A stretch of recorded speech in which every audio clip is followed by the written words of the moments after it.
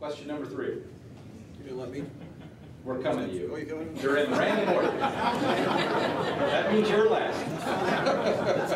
Mr. Rookster, question number 3. Government has grown substantially in the last 15 years, which has led to our catastrophic national debt. List 3 specific ways you would work to limit, retard the growth of government, and to get Americans employed again in private enterprise jobs. Thank you. You do start with zero-based budgeting. We did this. Some of you may remember in 1995, Republicans had taken control of Congress. You may remember what happened in December of 1995. Anybody remember what happened? We shut down government. I was on the budget committee with John Kasich. We had presented a budget to Republican leadership that would balance the budget in 1994, and they said, we're not going to present it because it's going to give our enemies too much to attack. We're going to have substance. John and I said, well, that's exactly what the American people demand and what they want. They want substance, they want solutions. So in 1994, at the objections of our leadership, we rolled out a budget that showed the American people how we were going to get to a balanced budget. People laughed and said, you're not going to be able to do it. In 1995, we had the opportunity to do it. We stuck with our guns. We shut down government. We held spending. Then it's interesting what else we did. This is not about fixing spending. This is about fixing the deficit. Spending is a problem. It's not a revenue problem in Washington. But what did we do then? We reformed welfare.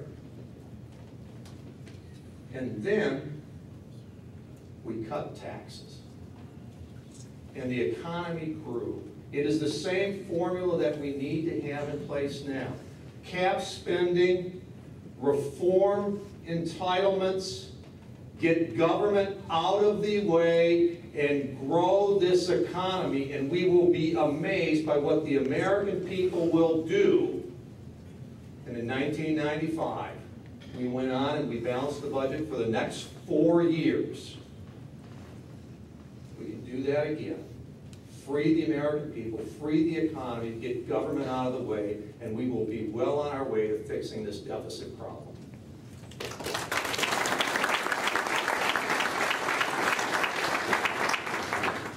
Now, Mr. Akley. There we go. Question number 3.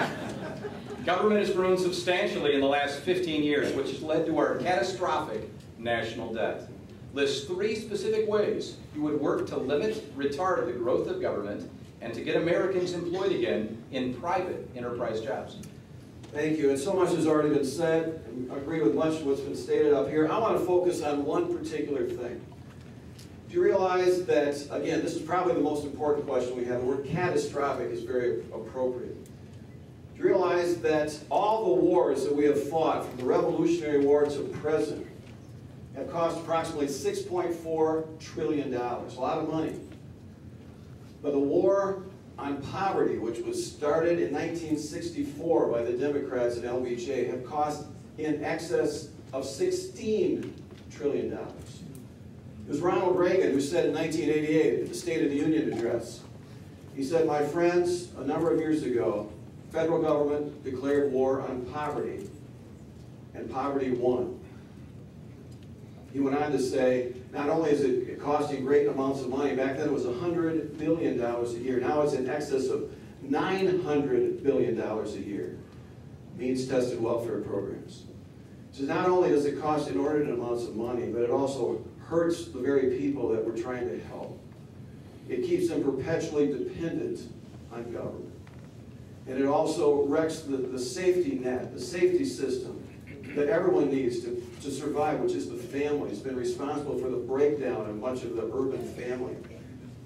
How are we going to get people back to work? There's a great program. I wish we had more time, but it's called Social Enterprise. It's a great marriage between business and communities. It's faith-initiated. It's a private program. It'll allow the federal government, this is my plan, the first year to drop welfare by 10%, the next year by 30%. But the net result is it puts people to work in our communities. Not just Mickey D type jobs, but real jobs. We need all hands on deck from Americans. We cannot afford to have half of us working and the other half not. We need all hands on deck to make this thing work. Thank you very much.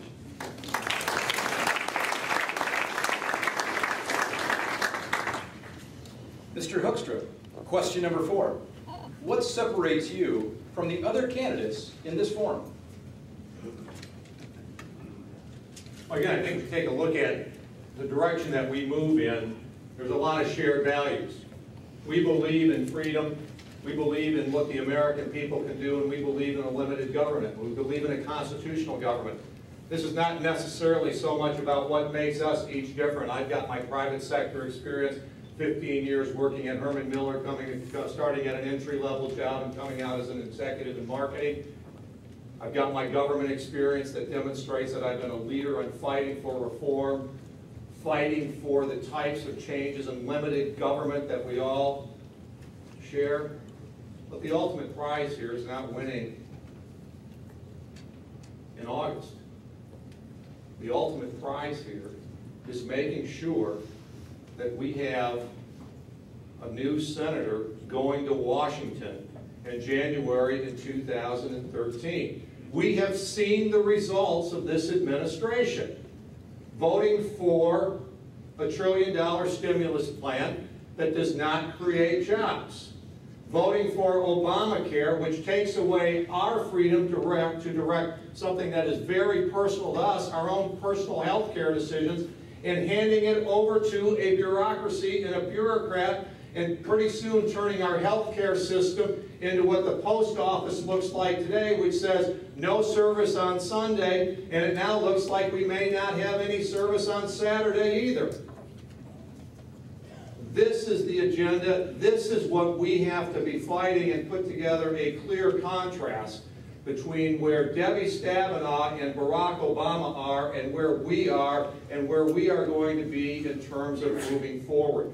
That is the ultimate objective here in terms of restoring freedom and giving us a new agenda.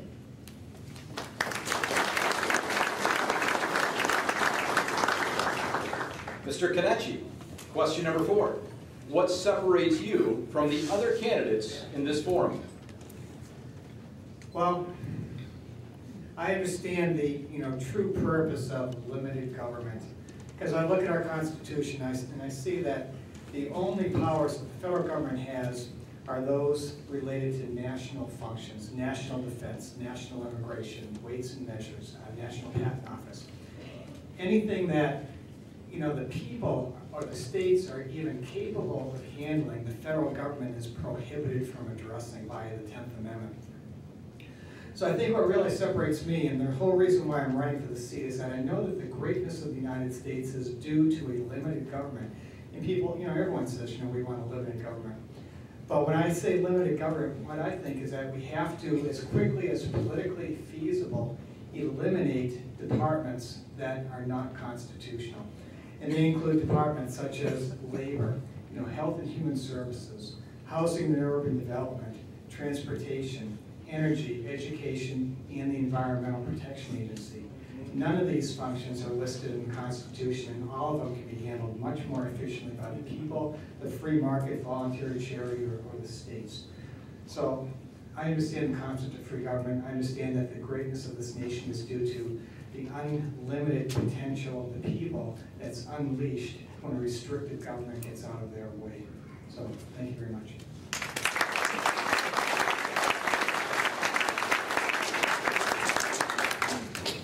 Mr. Heckman, question number 4.